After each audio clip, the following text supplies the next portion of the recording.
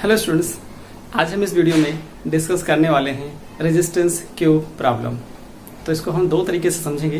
पहले देखेंगे कि कैसे ये सॉल्व होती है यूजिंग केवीएल रूल, फिर इसको हम सिमेट्री के थ्रू फिगर से समझेंगे और बहुत आसानी से आपको ये समझ में आने वाली है। ओके स्टूडेंट्स, तो देखिए मैंने ऑलरेडी इस बोर्ड के प्लेन पर एक स्केलेटन क्यूब ड्रा कर दिया है। ओके, बना दिया है।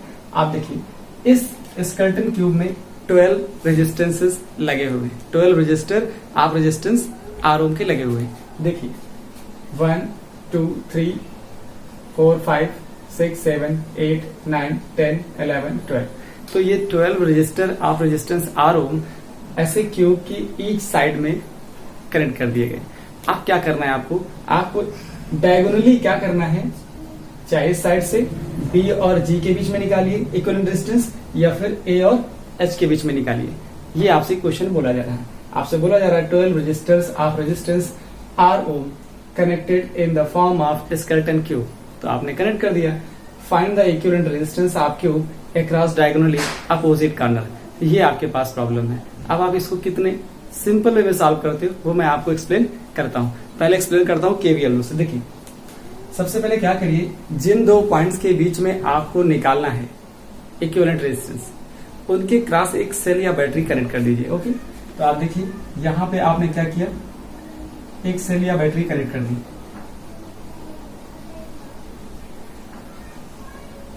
मुझे इनके बीच निकालना था। जिन दो टर्मिनल के बीच में आपको निकालना है वहां पर पहले एक सेल या बैटरी कनेक्ट करिए। कनेक्ट करने के बाद आपको क्या प्रॉब्लम आने वाली देखिए, फिर यहां से आप करंट निकालिए। अब ये डिपेंड करता है आपके ऊपर कि आप कितनी करंट निकालते हो। आप करंट निकालते हो 3 एम्पियर या करंट निकालते हो 6 एम्पियर, ये आप पे डिपेंड करता है। देखिए अगर 3 एम्पियर निकालते हो तो ये 3 एम्पियर यहां जाकर के दोनों में डिवाइड हो जाएगा और इक्वली डिवाइड होगा। क्यों? क्योंकि यहां पर जो रेजिस्टेंस लगे हैं वो आइडेंटिकल है। जब आइडेंटिकल रेजिस्टेंस लगे हैं तो सब में करंट क्या जानी है, सेम करंट जानी है। ओके स्टूडेंट्स, सेम करंट जानी है और आपने क्या करी है, सेम करंट पास करानी है। तो हमने सपोज किया यहां मेरे पास आया 6 एम्पियर, 6i आ गया। अब इस 6i को क्या करने वाले हो आप, इस 6i को लेके जाइए यहां पर।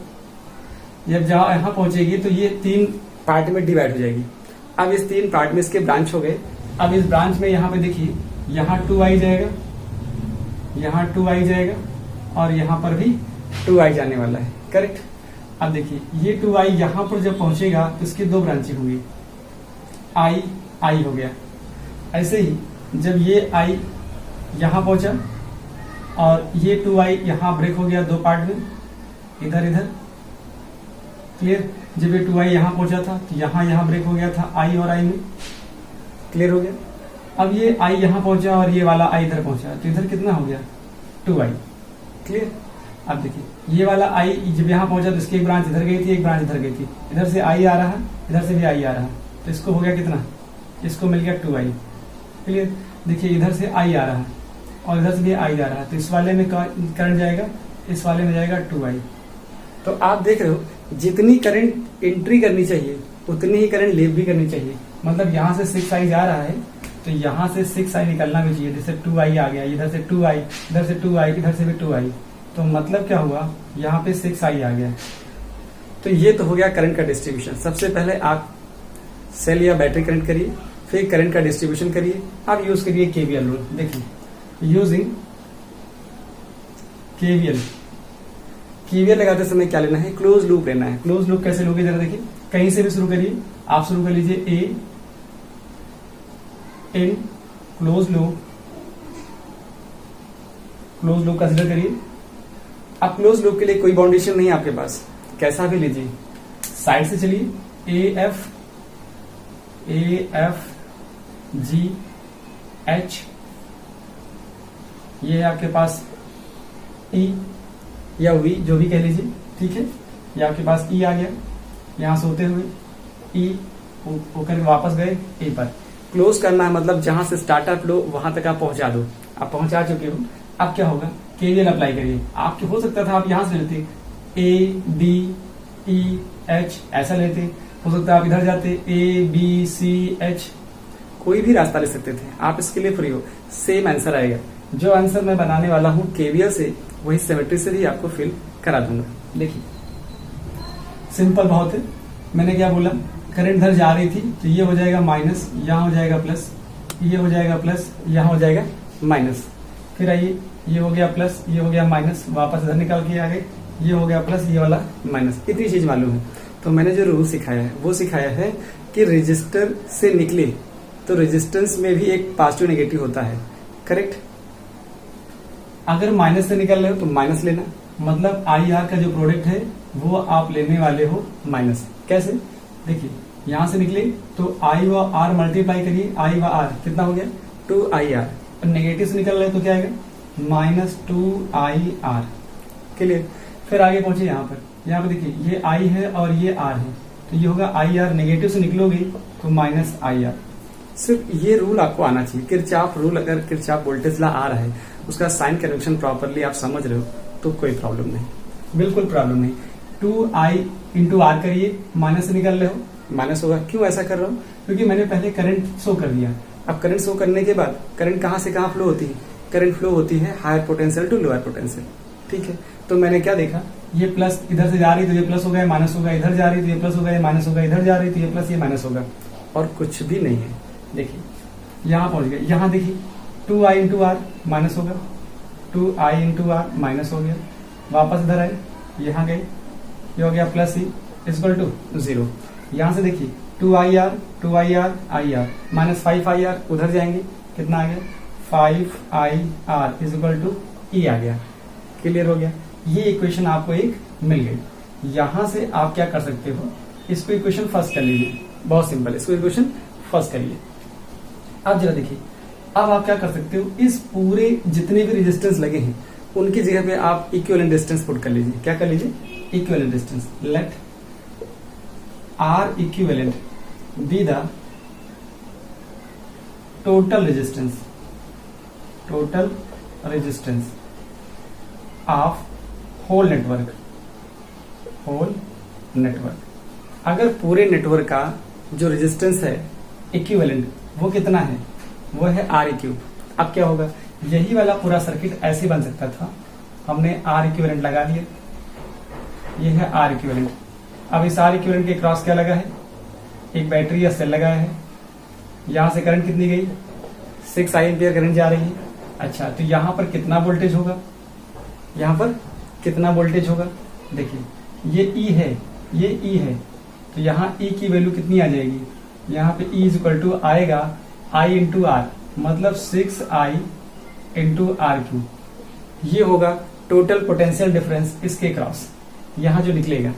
तो आपको समझ में आ गया, तो मैं यहां कर सकता हूं देन E = क्या हो जाएगा, देखिए 6IR equivalent, ये आ गया। अब यहां से क्या कर सकता हूं मैं, ये इक्वेशन हो गई 2।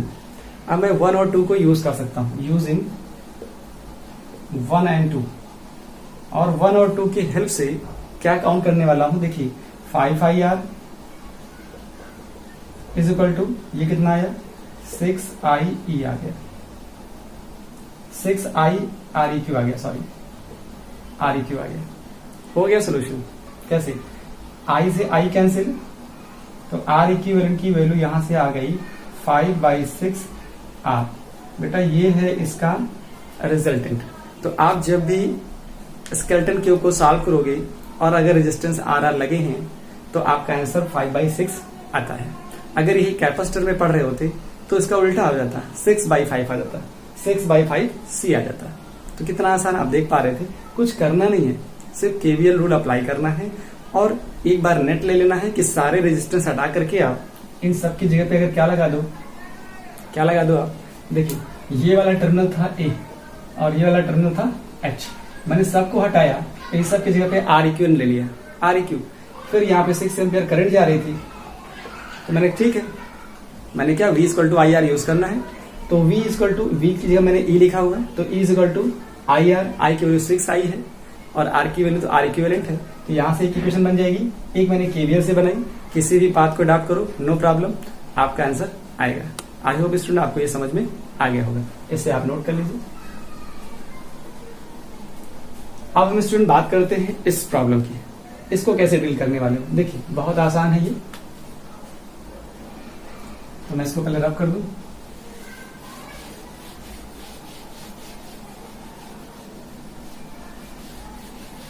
देखिए क्वेश्चन सेम है और इस प्रॉब्लम को हम लोग सिमेट्री में थोड़ा देखने वाले हैं कि कैसे सिमेट्री को इन्वॉल्व करके इसको सॉल्व करेंगे। देखिए हमारा जो टारगेट है वो क्या है, हमारा जो टारगेट है फाइंड करना है मुझे आर इक्विवेलेंट चाहिए।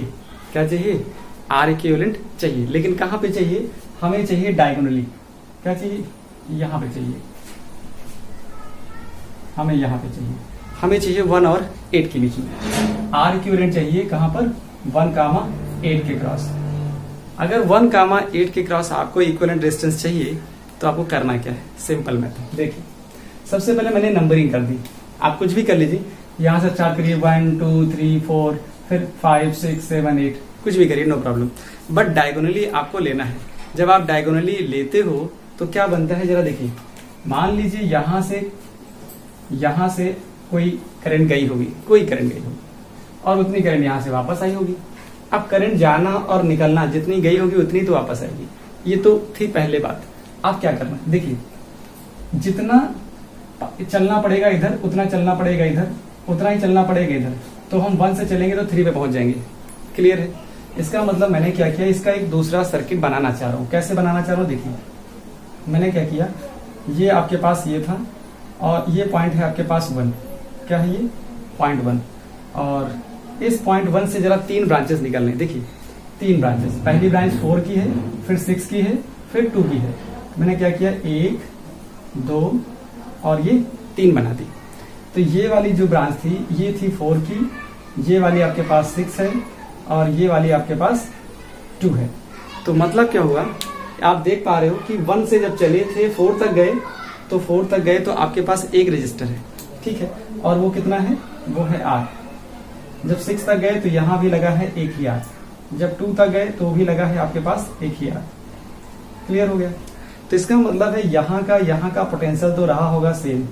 क्या रहा होगा, सेम ही रहा होगा, क्योंकि दोनों ही तीनों रास्तों में आपको सेम रुकावटें आ रही हैं। क्लियर हुआ। अब जो देखिए 4 भी डिवाइड हो रहा है 2 में, एक 4 से 5 मिलता है, एक 4 से 3 मिलता है। तो इसको भी डिवाइड करिए जरा सा, देखिए ये आया।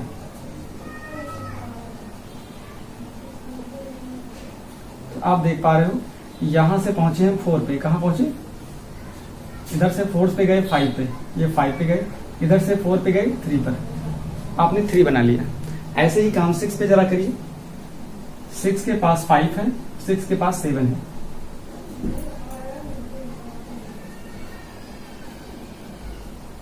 6 के पास 2 रास्ते कौन से थे, एक 6 के पास 5 था, 5, और 6 के पास दूसरा रास्ता था 7। ये बहुत आसान चीज है, जिसको आप समझ जाओगे तो बहुत अच्छे से फील भी होगा।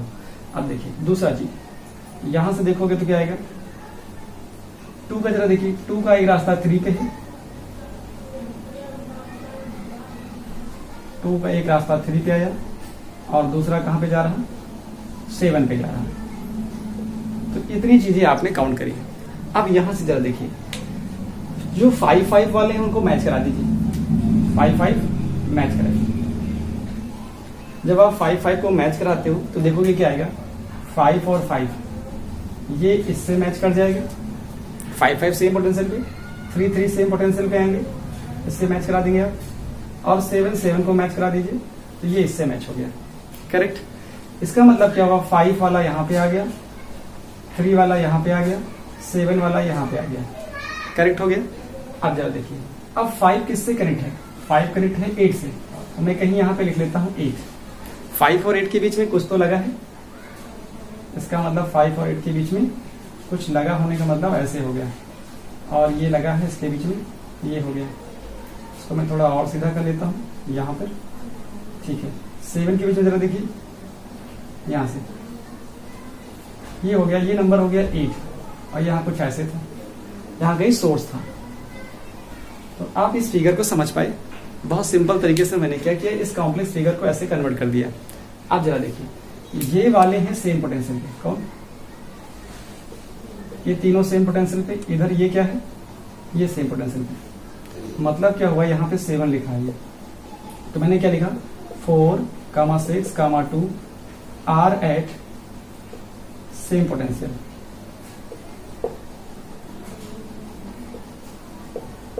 ये सेम पोटेंशियल पे हो गए। ऐसे ही इधर देखिए, ये 5, 3, 7 are at same potential, same potential पे आ गया। अब क्या हो गया, अब और छोटा हो गया। इसी फिगर को जरा देखिए, मैं क्या कर रहा हूं, मैंने ये बनाया, यहाँ पे 1 पॉइंट है और यहाँ पे क्या हो रहा है, यहाँ पे कुछ ऐसा है। ये पॉइंट नंबर 8 है आपके पास, क्या है 8 हो गया। अब जरा देखिए, पॉइंट नंबर 8 और 1 के बीच में दो चीजें आ रही हैं। एक आ रहा 4, 6, 2, एक आ रहा 5, 3, 7। तो मैंने क्या लिखा, यहाँ पे लिखा मैंने, इसको मैं थोड़ा और बड़ा कर दूं, यहाँ से लेता हूँ, यहाँ पे 1 है, तो एक पॉइंट यहाँ मिल गया और एक पॉइंट यहाँ मिल गया। क्लियर। एक पॉइंट जो ये वाला है, ये वाला है आपके पास 4, 6, 2 का, और ये जो पॉइंट है वो मिल गया 7, 5, 3, 7। देखिए 5, 3, 7 है और ये वाला है 4, 6, 2। अब क्या होने वाला है, मतलब जो 1 है इनके बीच में, यहाँ भी जो टर्मिनल मैंने लिया, ये यहाँ पे जो टर्मिनल लिया जा रहा है, इसको मैं थोड़ा सा और ऊपर लिखूं। चलिए मैं नीचे ही कर देता हूँ, इनको नीचे ही लिख देता हूँ मैं।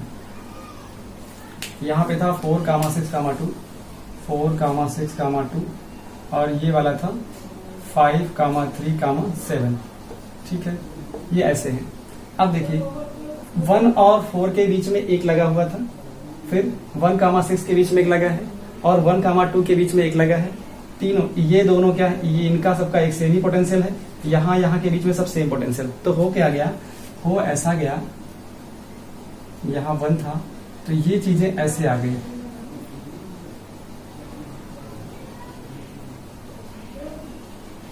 तो ये ऐसा बन के आ गया, ये भी आर, ये भी आर और ये भी आर।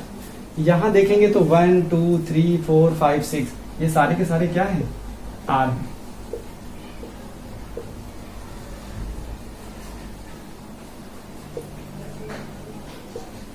यहां भी ये आर हैं, ये भी आर हैं और ये भी आर है। अब क्या होने वाला है, यहां बीच में लगे कितने 6 लगे होने का मतलब क्या हो, 1, 2, 3, 4, 5, एक और कर देता हूं 6। तो ये हो गया ऐसे।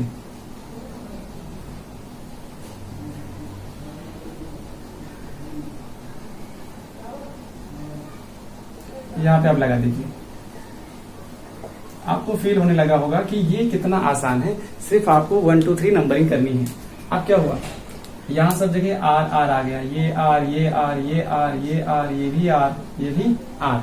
अब साइड में देखिए 1, 2, 3 लगे हुए हैं, तो ऐसे करिए, ऐसे करिए, ये करिए, आर, यहाँ पर आर और यहाँ पर भी आर, आपने कनेक्ट कर दिया। अब आप देखिए, अब आपके पास प्रॉब्लम सॉर्ट आउट हो गई। यहाँ पे आर आर का मतलब 3R है, तो 1/r, 1/r, 1/r, कितना 3/r, r/3 आ गया। इसका जो रिजल्टेंट आया r/3, यहाँ कितना आएगा r/6, सॉरी r/6, इसका आएगा r/3। और आपको मालूम है कि पीछे से आप करके आ रहे हो 5/6r आना है आंसर। तो यहाँ देखिए इक्विवेलेंट डिस्टेंस क्या होगा बिटवीन 1 and 2, 1 and 8, इसके बीच में लाना है। क्या आने वाला है, equivalent resistance, equivalent resistance between 1 and 8, ये लाना है। 1 and 8 के बीच में जरा देखिए, आर इक्विवेलेंट सब सीरीज में हो गए, क्योंकि ये ऐसा आगे जाके कुछ ऐसा बन गया। यहाँ पर हमारे पास पॉइंट क्या था, ये सोर्स आया था, ये पॉइंट ए था 1, और यहाँ पर था ऐसा, ये पॉइंट हमारे पास 8 था। इनके बीच में क्या लगा है, एक लगा है ये, दूसरा लगा है ये, और फिर इनके बीच में क्या लगा है, देखिए यहाँ पर पॉइंट क्या था, ये था 4, 6, 2, और यहाँ पे क्या पॉइंट था यहाँ आपके पास पॉइंट था 5, 3, 7, यहाँ पे लग गया ये, इसको मैं कर देता हूँ ये, यहाँ हो गया ये पॉइंट, ये हो गया 0.8। क्लियर। अब जरा देखिए यहाँ पे जो आर इक्विवेलेंट की वैल्यू आई r/3 plus r/6 plus r/3, LCM लेंगे आप 6, कितना आएगा 2r plus r plus 2r, यहाँ देखेंगे 5r/6, तो r इक्विवेलेंट की वैल्यू मिल गई 5r/6, इतना ओम आने वाला है स्टूडेंट्स। तो आपने देखा, एक तो केवीएल मेथड आपने समझा, फिर उसके बाद आपने ये सिमेट्री मेथड को समझा। तो आप दोनों तरीके से आप समझ पा रहे थे, इस कंसेप्ट को आप सिमेट्री से सॉल्व करते हो और पहले को आपने केवीएल। देखिए केवीएल तो कहीं भी लग सकता है, सिमेट्री होगी तो भी लगेगा, नहीं होगा तो भी लग जाएगा, और इजी वे में आप क्वेश्चन को सॉल्व कर पाओगे। प्रॉब्लम ये है करंट का डिवाइडेशन आपको आ जाए सिर्फ, अगर सिमेट्रिक होगा सर्किट तो करंट डिवाइड करना आपके लिए आसान होगा, इसीलिए ये प्रॉब्लम बनी है। Thank you students, thank you so much for watching this video. Student एक बात मैं करना चाहता हूँ, अगर आपको वीडियो अच्छा लग रहा है, आपकी प्रॉब्लम सॉल्व भी हो रही है, तो वीडियो को लाइक करना, कमेंट करना बिल्कुल ना भूलें। अगर चैनल पर नए हैं तो चैनल को सब्सक्राइब भी जरूर कीजिए। Thank you so much again.